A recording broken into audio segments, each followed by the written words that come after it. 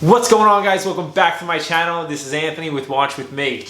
So today we're going to be just doing a little bit of a story of my Patek 5711 blue dial Nautilus, why I sold it, why I don't care, and why I'm sick of hearing about this watch on Instagram and the watch market. Before we get into that, wristwatch check.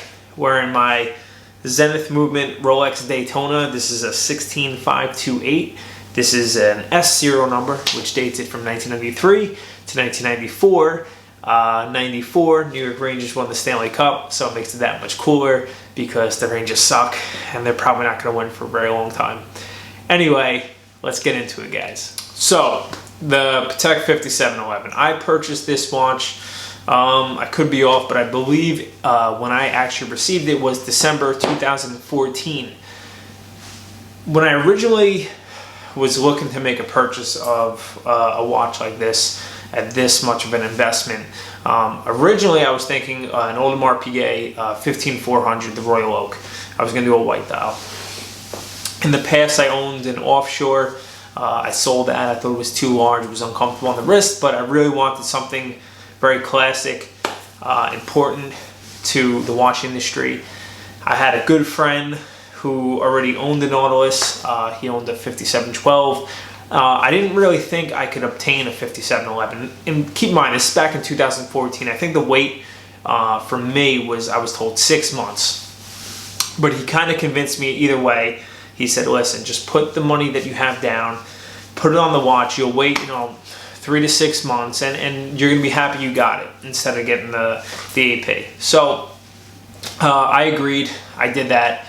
The wait started. To my surprise, I ended up getting it after around 3 or 4 months, so it wasn't too bad. I actually had it delivered to me on Christmas Eve of 2014, which is pretty cool. So I had it and I loved it. I wore the shit out of it, to be honest with you. I didn't baby it, I didn't abuse it, but I wore it a lot. I really enjoyed it. To me, this was that watch that I was going to keep forever. I didn't think about selling it. I didn't see it as an investment, although, let's face it, it was Patek Philippe. I knew it was going to always hold its value at the least.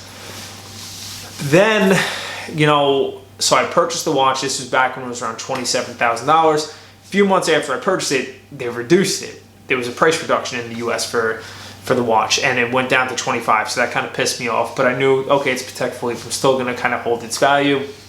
So I held on to it. A couple years go by. I enjoy the watch, but now it's starting to become very rare.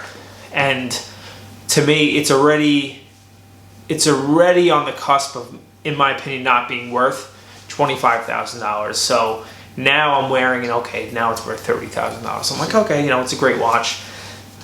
Is it worth $30,000? I don't really know. And all of a sudden, okay, it's worth $35,000. I like this watch. I don't know. Is it worth $35,000 to me? Not really. Now all of a sudden it's worth $40,000.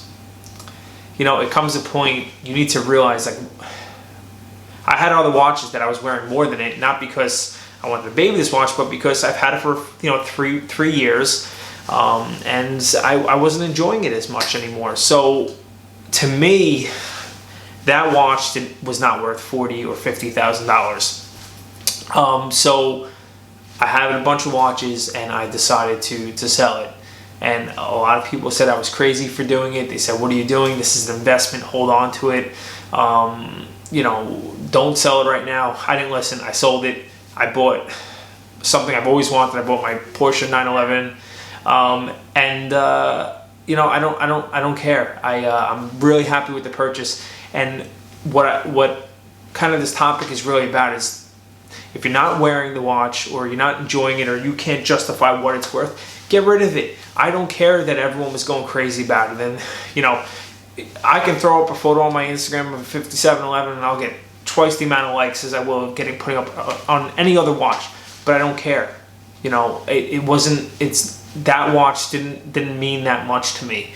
And I think, and I touched on this on a previous video a little bit, but you need to really evaluate why you want a watch and why you like a watch.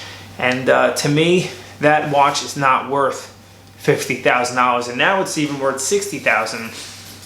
Or I'm sorry, it's not worth $60,000. That's what it's going for. It's going for $60,000 brand new on the secondary market. In my opinion, I think I hate the movement. I think it's finished beautifully. I hate that it's a non-hacking seconds. I think the crown is a bit flimsy. I think the bracelet's very flimsy. It uses pins, not screws. It's a beautiful watch, but people are gonna think I'm crazy. I really think the AP 15400 is better made. It's a much more solid watch. It's not as thin, but just a little bit of a ramble video of kind of my whole story with the 5711. Obviously I made some good money on it, but I didn't originally purchase it as an investment. I purchased it because I liked it, and I sold it because I fell out of love with it and it wasn't worth that much to me. So if I can give you guys any advice, it's buy what you like. If you can make money on it, great. Don't buy anything as an investment, and if you don't like it anymore, get rid of it. Get something you do like. And I'll tell you right now, I like wearing my other watches in my Porsche. That's for sure. So that's all I got for today, guys. Short video, kind of a ramble, thoughts kind of all scattered a bit, but I hope you enjoyed it. And if you didn't, give me a thumbs down, but I would much rather a thumbs up.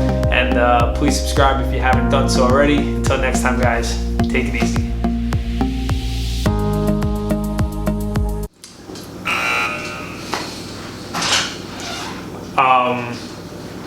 I'm not filming, don't worry.